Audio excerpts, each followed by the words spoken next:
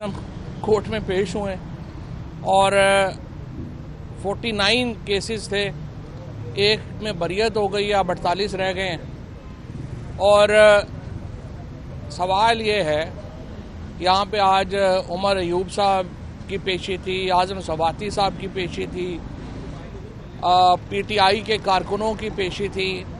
तो क्या ये हम सारे दहशतगर्द हैं? अगर ये सारे हम यहाँ पे जो केसेस भुगत रहे हैं दहशतगर्दी की अदालत में, तो क्या हम सारे दहशतगर्द हैं? और अगर हम सारे दहशतगर्द हैं तो क्या पाकिस्तान के लोग दहशतगर्दों को इलेक्ट कर रहे हैं, दहशतगर्दों को वोट कर रहे हैं?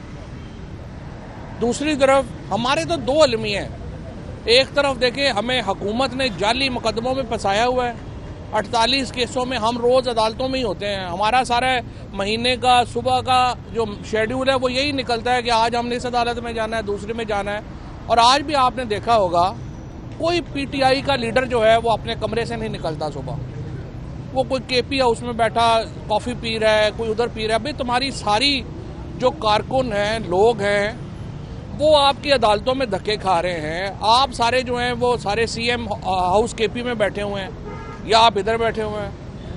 आप क्या लीडरशिप दे रहे हैं पाकिस्तान में इस वक्त? एक हमारे जो नए साहब आए हैं, सेक्रेटरी जनरल साहब, जिनको कहते हैं सेक्रेटरी जनरल इलेक्टेड ऑफिस है, मुझे तो ये भी नहीं समझ आ रहा कि वो सेक्रेटरी जनरल खुद को क्यों कह रहे हैं। सलमान राजा साहब 1970 के ज़माने का जेल लगा के अपने आप को डॉन कॉर्लोने समझ रहे हैं, गॉड फादर के।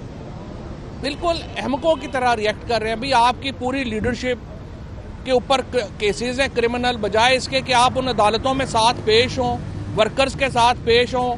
आप सुबह उठते हैं जेल लगा के 2 बजे जी हमने करना, और फिर ट्वीट कर देते हैं कि जी वर्कर्स की गिरफ्तारी हो जाए, कोई मसला नहीं है। लीडरशिप तो नहीं गिरफ्तार हो सकती। लीडरशिप गिरफ्तार हो गई तो फिर मौलाना फजलुर रहमान साहब से मुज़ाकरात कौन करेगा? इन सारे ये जो प्रेजेंट लीडरशिप है, इसमें सवाए ये कि ये कोई सुबह उठ के जेल लगा के बालों भी इतने बड़े बड़े रखे हुए हैं सब ने, जैसे पता नहीं ये कोई टीटीपी के नुमाइंदे हैं। ये हमने तो सुना ही नहीं था। वो मुहज़्ज़ब बंदा होता है। जिस आदमी का आप अंदाज़ा लगाएं कि 2024 में जिस आदमी का लेनिन जो है वो लीडर है, कम्युनिस्ट जो 1970 में भी कोई बात हो ना, कोई लेनिन का लीडर हो तो बंदा समझता भी है।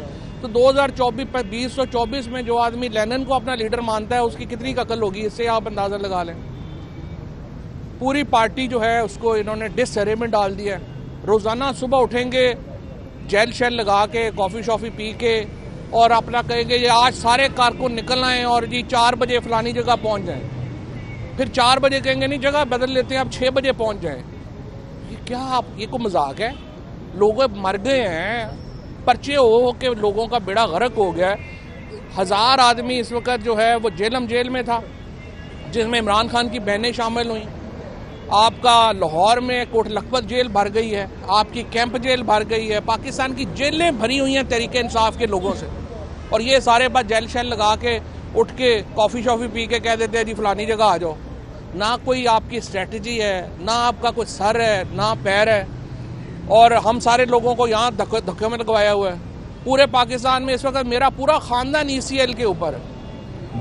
हम गद्दार हैं और माशाल्लाह सारे ECL के ऊपर हैं, सारे केस भी भुगत रहे हैं, 7 महीने जेल भी भुगत ली, बदतरीन तशद्दुद भी हो गया।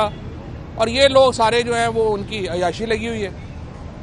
पहले कहते हैं जी इमरान खान का फैसला है, खान साहब के फैसले सार आंखों के ऊपर हैं, लेकिन उनको पता ही नहीं, अंदर जेल में उनको पता ही नहीं जा रहा कि बाहर क्या हो रहा है।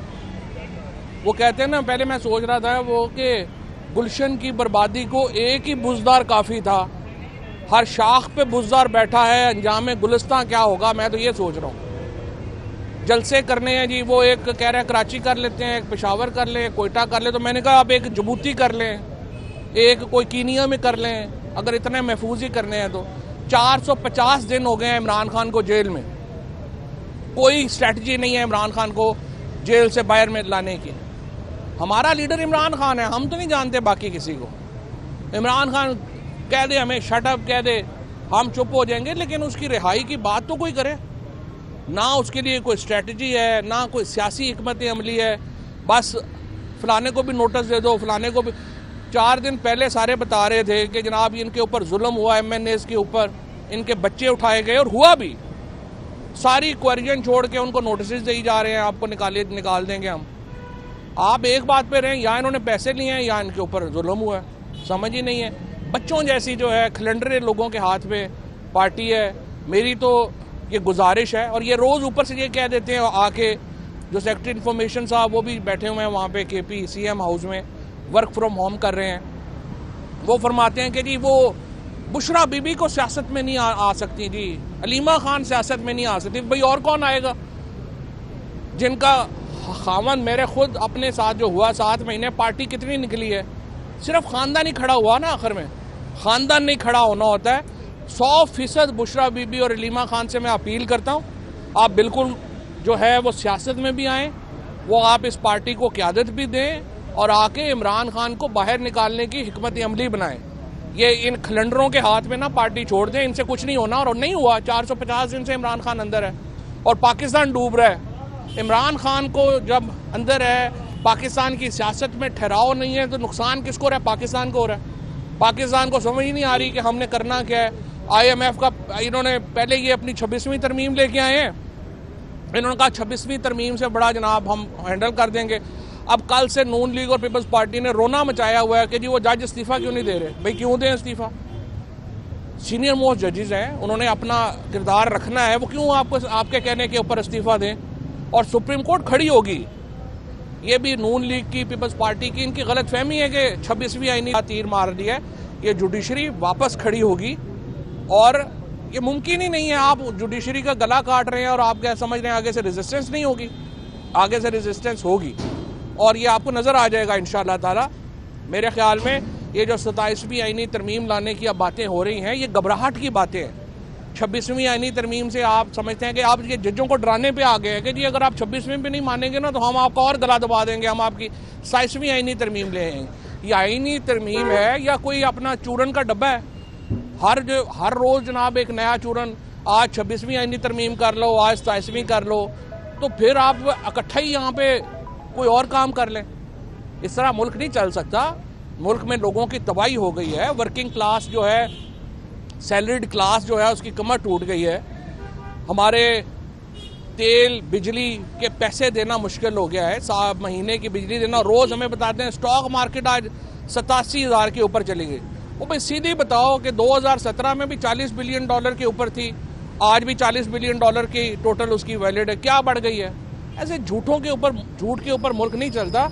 और बस इस वक्त मेरे नज़र में इमरान खान को बाहर लाने के लिए वाहिद स्ट्रेटजी PTI की यही है, बुशरा बीबी और अलीमा खान आगे आएँ और वो पार्टी को क़यादत फराहम। अच्छा साहब ये बता दें, आप जिन लोगों पे तनकीद कर रहे हैं, आप जिन पे तनकीद कर रहे हैं, वो और अवाम ये समझती है कि आपने मुश्किल वक्त में इमरान खान का तब साथ छोड़ा, आप उनको क्लैरिफाई कैसे करेंगे कि आपने साथ में छोड़ा? आप पहली बात यह है कि मुझे क्या मुश्किल वक्त ख़त्म हो गया?